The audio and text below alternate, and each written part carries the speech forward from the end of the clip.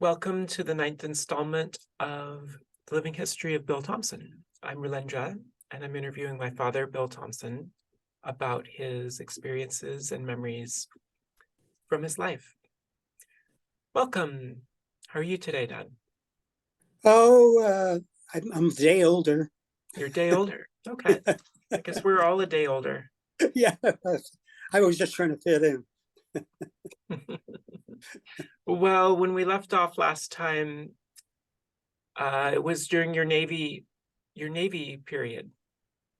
Okay, let's see. I got to think about that. So I graduated college in 60. Yeah, it was like 62, I think. This would have been, we talked about the training program, and you had just gone to San Diego, and you met my mom there while you were doing like a little bit more training just before getting Yeah, off your ship. I don't know if did I say how I met your mom? I think I might have. Yes, we Okay, covered that already, okay. and there was a number of ships. There was I think you mentioned 3 different ships that you served on Well, there were last time. two. Um, One the of them was a first one, destroyer escort or something like that. well, by the time I met your mom, I was on the second ship, the Halsey. Okay. And the first ship was the Low, and that was in World War II thing I told you about that with the crazy captain and everything. Right. uh, so then I got on the Halsey, Uh-huh. and it was constructed in San Francisco, and it was in its final preparation stages to join the fleet. And that's Okay. about when I joined it. So I was in San Francisco to begin with. But I don't remember how I met your mom, but Yeah, we discussed that last time. You were down okay. in San Diego for a training of some kind. That's right. That's You right. and your friend Simo. Right. Simo met Helen somehow. I'm not sure how he met her At a bar. at a bar. And so then he was into Helen, and he thought that you and my mom, Cinda, might hit it off. So you Well, had kind of like a he didn't double quite date or say something. he didn't quite say it that way. He said Yeah. that Helen had a good-looking niece, Yeah. and you might want to meet her. Is what he said. Okay. That's That's how pretty it much went. the same thing. Yeah. So yeah, so you were I guess for a period of time, were stationed up in San Francisco. Yeah, because the ship was still in its final stages of getting ready for the fleet, Yeah. and I don't know how that was probably a couple of months or so, Mhm. and then we went down. Uh, we got commissioned in San Francisco, and Yeah. then we joined the fleet in San Diego. Mhm. And but by that time, I'd already met your mom, Yeah. and she came when we came down. We had a big to do when we came into port in San Diego, and your mom came out, and I showed her around the ship. Mhm. Yeah. So I thought it'd be good to talk about some of your Navy stories. You have some good Navy stories that I remember hearing. Okay, let's see now. I told you a little bit about my time on the Low, right? The crazy captain. Yeah, we talked a Okay, little bit about that. yeah, and well, I wasn't on that ship very long, just enough to say, "Oh my God, this is going to be living hell for 4 years." Uh-huh.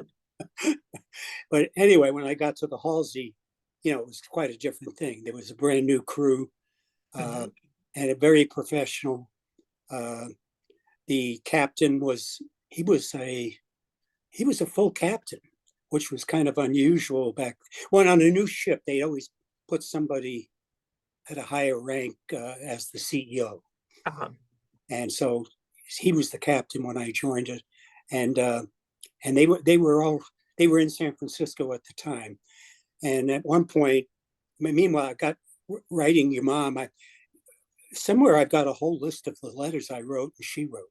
I actually just found them. I have them pulled up right now on my computer. Oh, you found them?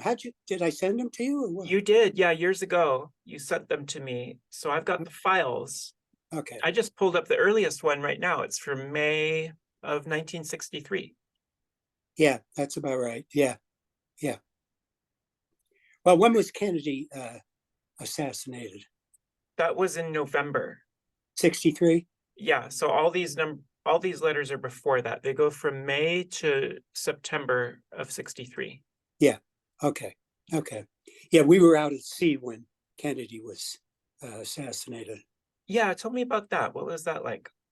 Well, the interesting thing is, I was in charge of the motor whaleboat, which is the boat you pick up if sailor, gets overboard or something. Uh-huh. And the damn thing never worked. When we were lowering it down on the davits, the sailors would try to turn it on, and the damn thing never would turn on. And the captain was always mad at me. Okay. And so here it was going down right at the time that Kennedy was assassinated. And all of a sudden, we heard over the 1MC, Kennedy has been assassinated in Dallas. And right away, I got the orders to pull up the boat. And we turned around and headed for the rendezvous point in the middle of the Pacific Ocean because we had no idea who had done it or anything else. Yeah. So yeah, what did you think about that at the time? Well, I don't know. I was getting pretty liberal about that time, and I said it must have been the crazies that shot him. Uh-huh. And of course, it turned out it was. Uh-huh. But we didn't know it at the time, So I'm reading these I'm reading this letter, and my mom refers to someone she refers to as TKE. Do you know who that is? say that again. Somebody she refers to by the initials TKE. Key. T is in tiger, K is in kite, and E is in epsilon. TIE. TKE. TK. Yeah, she's talking about Simo. She says, poor Simo, there's no one for him to really hang around with since you left. And he's hitched his nebulous cloud to dawn in sheer confusion. TKE was down last weekend, and they all observed the bloody aquarium. TKE just laughed. Do you have any idea what that means? Oh, that was something down on the coast, just south of. I can't remember. There was a big aquarium down there, Okay. and I think that's probably what he's talking about. And TKE, I think, was a restaurant. Does that sound right? Right next Well, to it? TKE seems to be a person. There's a quote from Oh, Teak. Yeah. Teak. Oh, yeah. Who is that? I don't know why it said TKE. That's how His she wrote nickname it. was Teak. I forget what we called him. TEEK, I think. Okay. Anyway, yeah, he was in OCS with us, but I didn't know him at the time. Okay. But he was a big drinking buddy of Simo, and that's how I met him. Yeah, according to this, he was kind of had a southern drawl, it looks like. Yeah, Yeah, yeah, okay. yeah.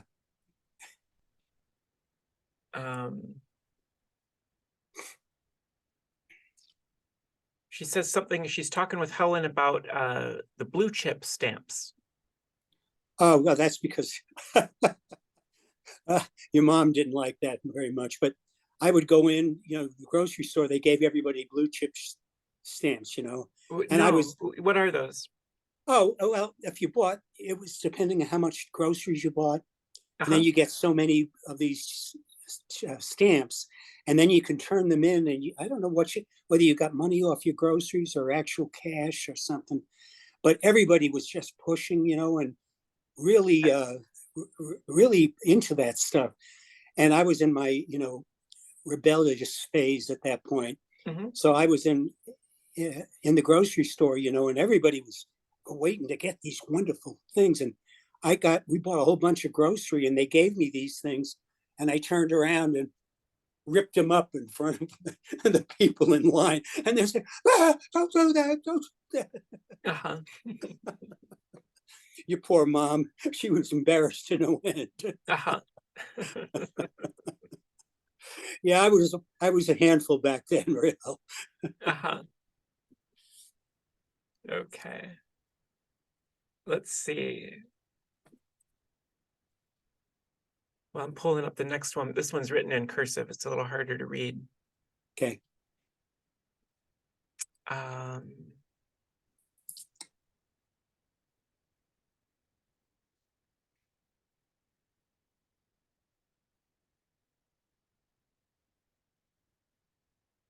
well, how about while I kind of like look for something to comment on here, maybe you have some more Navy stories. I remember you telling me about there was like one of the sailors you had to kind of cover up for at one point, and that earned you Uh, the respect of the other sailors. yeah. Remember this story? This is a good one. Oh, yeah. It was, he was a good sailor. He was kind of quiet. He was a little older. He was a second class seaman. Okay. And so very rarely, I mean, he almost never left the ship, even when we were in port. And one day, we had quarters. That's what when you meet in the morning, because Okay. we were docked in San Diego, or was it San Francisco? I can't remember. Okay. And anyway, we're getting ready for quarters, and I take roll call, of my division. And I had probably 40 sailors under me because I had two divisions. Uh-huh. And Clancy, who was the first class petty officer, he was really, really good. And he came up to me and he said, what the hell was his name? Well, whatever his name was, Okay. isn't back on the ship. And I said, what? He said, yeah. He says, he does that sometimes once every 2 years, but he always comes back. So would you put in a false muster report? Well, that's a court martial offense if you do that. Yeah. So I had to, make a decision there. And so I reported him present. Okay. And and then we waited, and then finally, about an hour later, Clancy comes up to me, says, we found Smitty. And I said, where is he? He says, well, he's 20 points off the port bow. So we think he's collapsed in the phone booth on the deck, on the dock. And he says, okay, so now what you do is you distract the officer of the deck. We were in port, remember? So I made up a story that I wanted to show him something in the engine room. And he says, and I'll take care of the petty officers of the deck, and then we'll get Smitty aboard. And so that's what we did. And they threw Smitty in the shower and tried to sober him up. Uh-huh. But from that point on, I could do nothing wrong because I had stood up for one of the sailors, Yeah.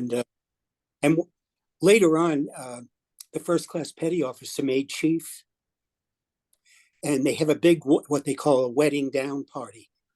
Not wedding, but wetting, and lots of booze, And they had him dressed up.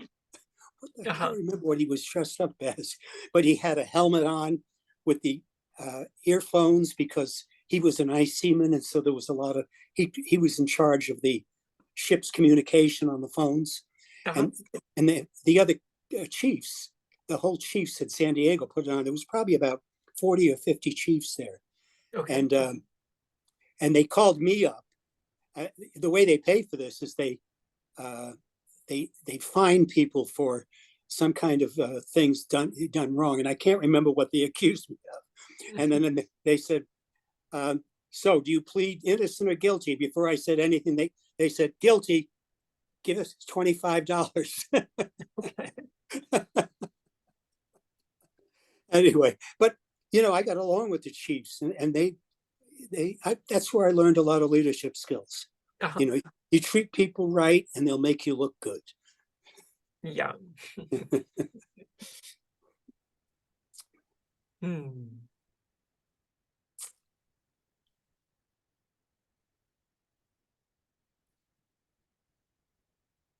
Well, I don't know where we left off. At one point, I got transferred. Transferred, which transfer is this? Say again? Which transfer are you referring to? When I went to the East Coast. Oh, well, let's not do that yet. Let's finish all the stories about the Navy before we talk about. Okay, well, that was still the Navy, but that was a different thing. Well, yeah, but like at sea, being on the boats and everything, or the ships, that is. Yeah, what else can you remember about I heard you say things to me before, like being in the Navy taught you that you can work for Idiots. idiots. Yeah, Well, the the person you first, the respect first, the least amount of all. Yeah, yeah, something like that.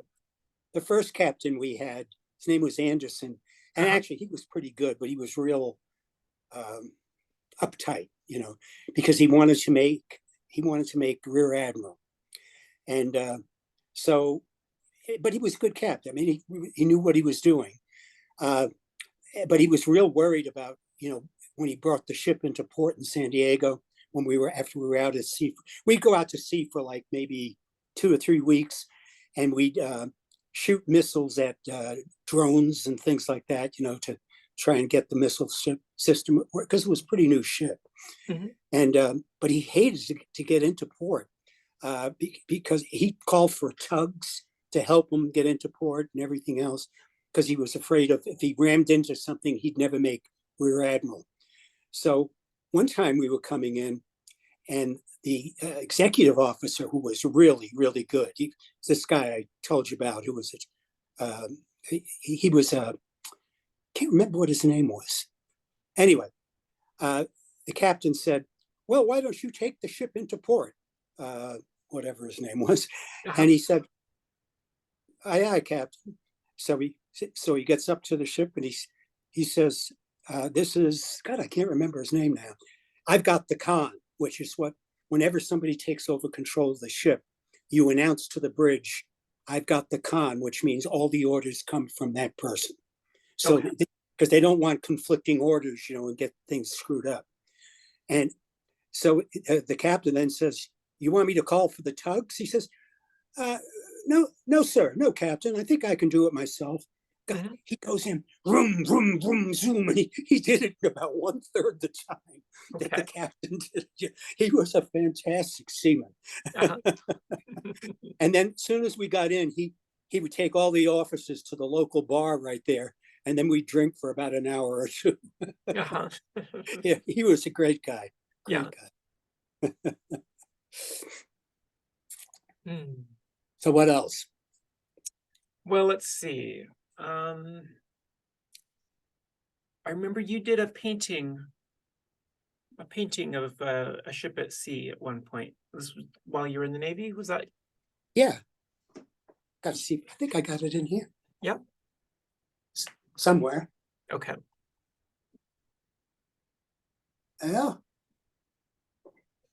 I don't know where it is. I thought it was in the tin, but hold Okay. on. Okay.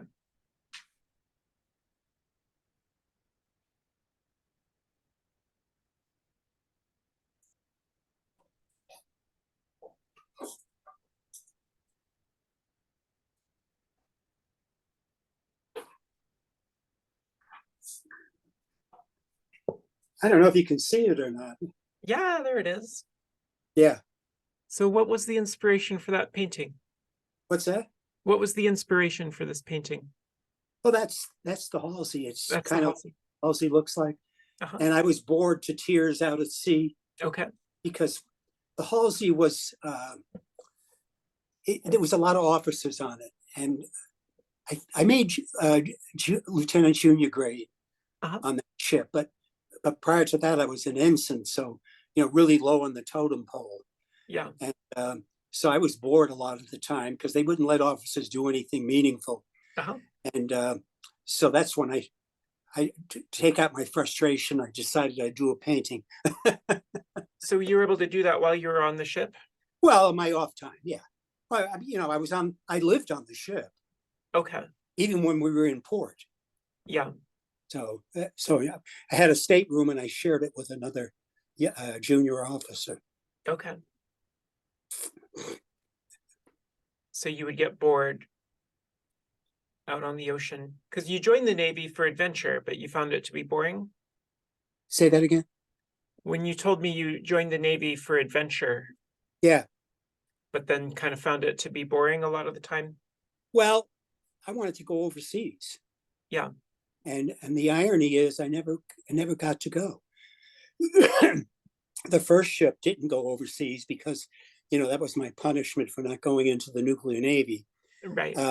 This ship did go overseas, but I can't remember. Oh, I know what it was. I forget what my title was, but it was like, you know, irrelevant officer or something like that. Uh-huh. I mean, I really had almost nothing to do. And so I said, you know, I don't think I want to go overseas because we deploy for 6 to 8 months. And I said, I'm going to be going out of my mind out over there, you know. Hmm. And so I got talking to some Navy chiefs um, at at a bar somewhere in San Diego, and they asked what my background was, and I told them, you know, I had a master's degree and all this stuff, and chemical engineering, Uh-huh. and a background in nuclear. And they said, "Oh my God, that's crazy! What are you doing? That's stupid." He said, "Here's what you do: you call up your detailer." I said, "How do I do that?" So these Navy chiefs told me how to do all of this. Hmm. So I called up the detailer and I said, "I really want to get to the way I did it." I said, "I want to do something for the Navy. And for the next 6 or 8 months, I'm just going to be sitting on a ship doing nothing." I didn't Uh-huh. even have a job on the ship, you know, even though I'd been to guided missile school. Yeah. So um, they right away said, "Oh my God, that's ridiculous." He says, "Let me see what I can do." Within 2, 3 weeks, he calls me back up and he says, there'll be orders delivered to the ship.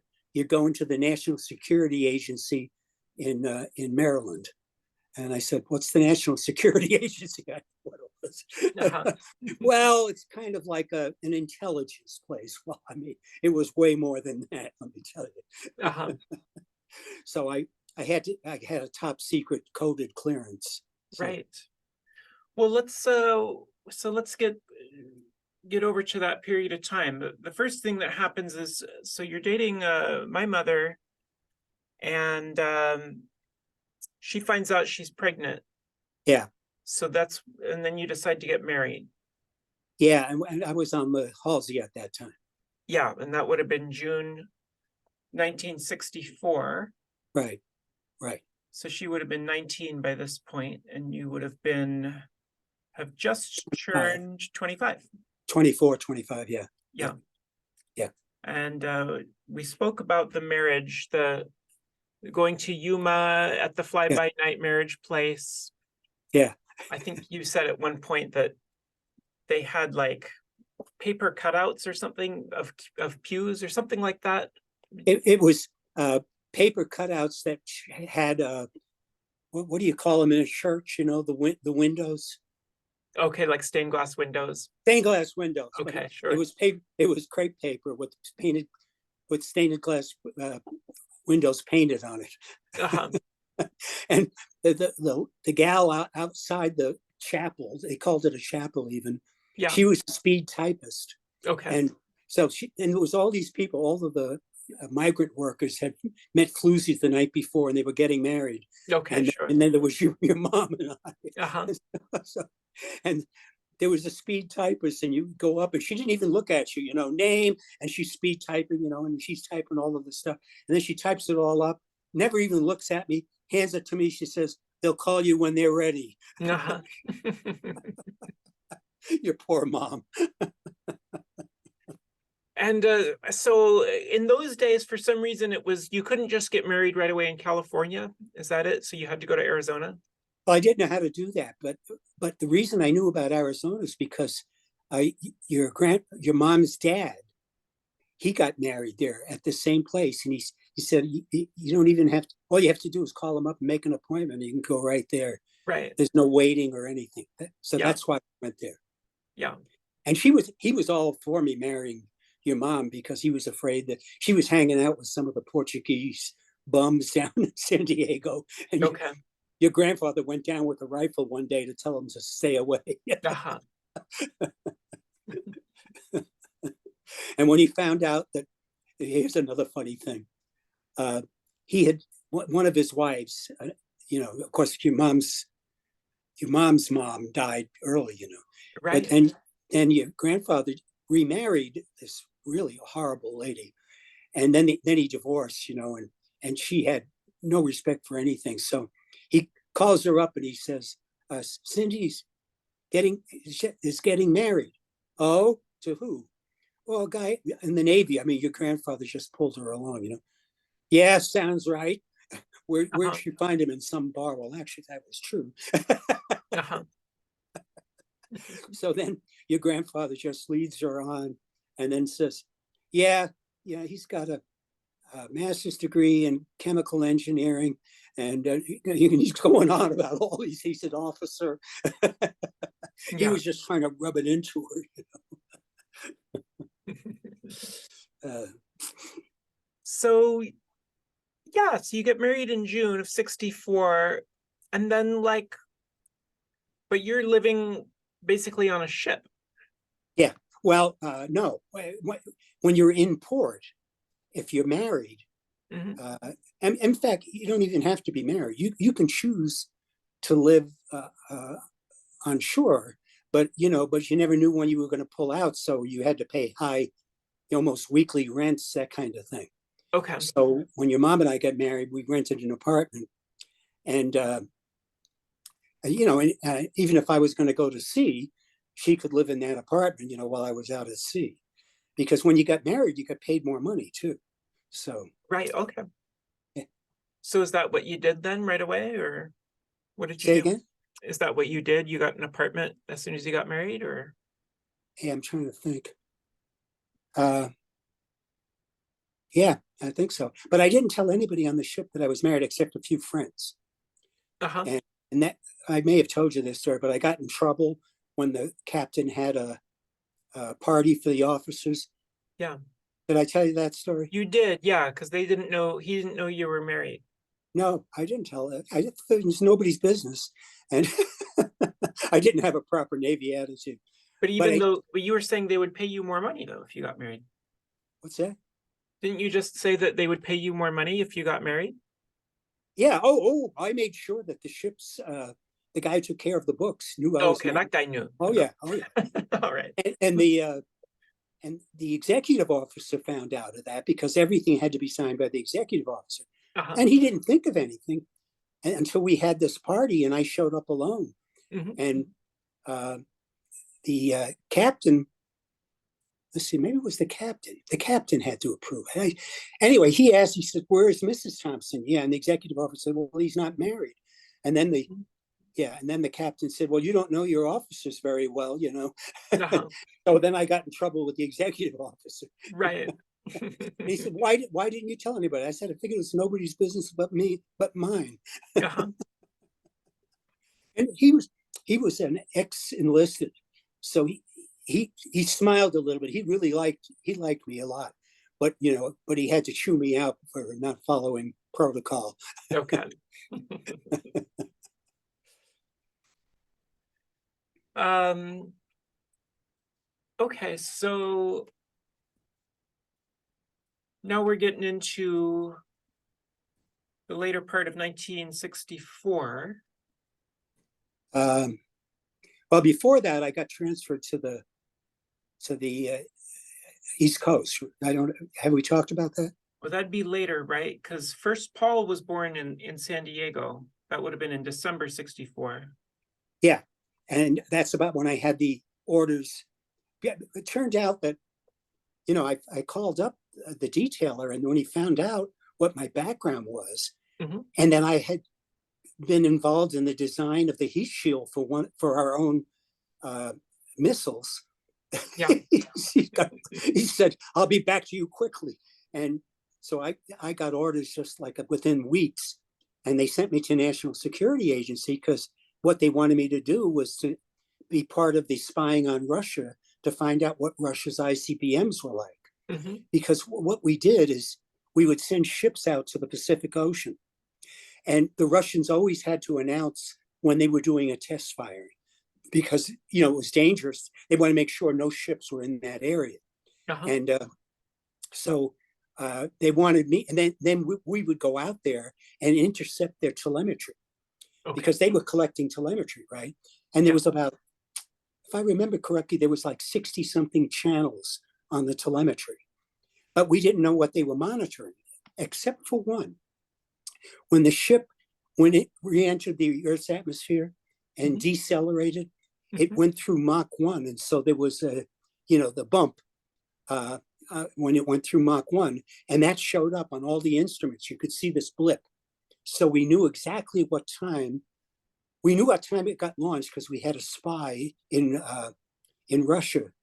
We were paying to tell us exactly what time the ICBM was launched.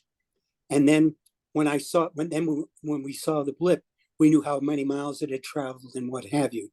But that's about all we could find out, was what the Mach 1 was. And we didn't know what the shape of the nose cone was or anything else, so. Right. Oh, So, that brings up a story. That brings up a little story. I forgot about this. okay. So I'm at National Security Agency, and I'm starting to do this kind of stuff. Mhm.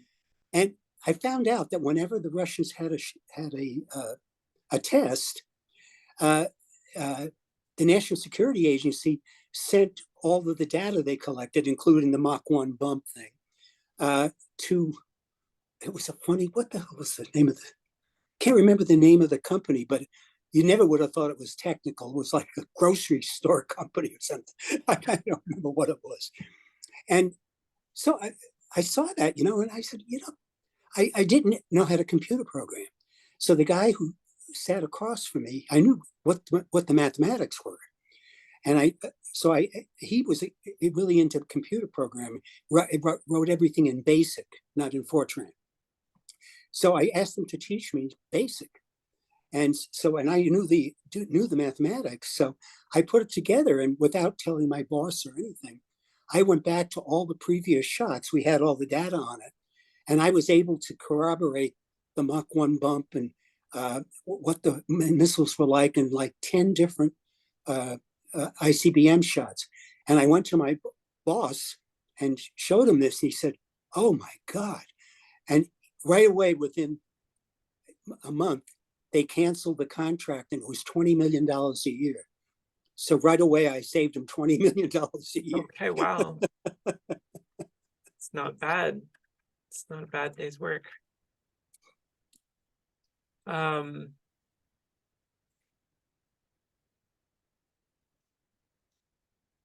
want to go back a little bit before you joined the NSA.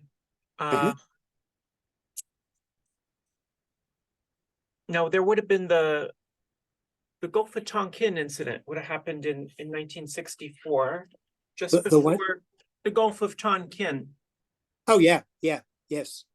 So, and then meanwhile, your first child, Paul, is due in December. Yeah. This would have been just a couple months before that. Yeah, I remember that we were really concerned about those high-speed boats because I don't know if I ever told you this or not. So the captain we had 3-inch 50 guns. We Okay. had missiles in the forward part of the ship, missiles in the aft part of the ship, and port and starboard we had 3-inch 50 guns, which are like sort of like advanced World War II anti-aircraft guns. Okay. And so we went out. The captain, we knew we were going to be deployed, and so we went out, and a destroyer pulled a fast-moving destroyer pulled a target that was supposed to be about the size of one of the North Vietnamese boats, and then we tried to hit it with the 3-inch 50s, and we almost sunk the destroyer that was pulling it. Okay. Which didn't make the captain very happy. Yeah. Well, where did this take place? Well, that was in San Diego. Before we were just getting ready to deploy to the Western Pacific. And right about that time is when I got orders to go to National Security Agency. I was bargaining with that in the background the whole time, Right. Yeah, I remember you saying that there's things are heating up in Vietnam. You're about to have a child, so why not try to get a desk job? Say that again? I didn't know. Well, that may be part of the motivation for transferring to NSA was to get a desk job, with you got a child, you got a family. Yeah. Well, it was more than just the desk job. I didn't want to be deployed for 6 to 8 months. We were newly married. Your mom was pregnant, Yeah. So I was just trying to get I didn't care if it was a ship or not, but when they found out my background, oh my God, I mean, they just wanted me at NSA right away. Yeah, yeah. And then I remember you saying that once you got the transfer, I'm not sure when the transfer came in, maybe just right after Paul was born? Well, for sure, we didn't leave until after he was born. Yeah, Yeah, we drove cross country, yeah. and and I was going up to, let's see, well, to the National Security Agency Mhm, in Maryland, mhm, and Fort Meade, Maryland, and my parents had never met your mom, mhm. and so we drove to New York first. And I Yeah, remember it was a rainy, snowy day, yeah. and and we got up there, and my dad was real good about it. He came out with an umbrella and held it over your mom's head and everything. And they Okay. had never met him, Yeah, so. And my mom, who was a worry word anyway, she was just didn't know what to do or say, or yeah. so then we were only there just to we had the baby. Mhm. So we left Paul with my parents, and then I went down to the local bar and met with a bunch of the guys I hung out with, and your mom went with me. And I remember when they're talking, she elbows me, and she turns, she says, "Oh my God, they're real."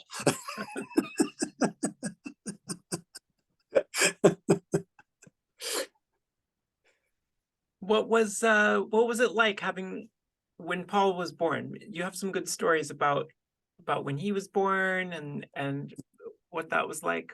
Well, he was born in the Naval Hospital, Balboa Naval Hospital, Uh-huh.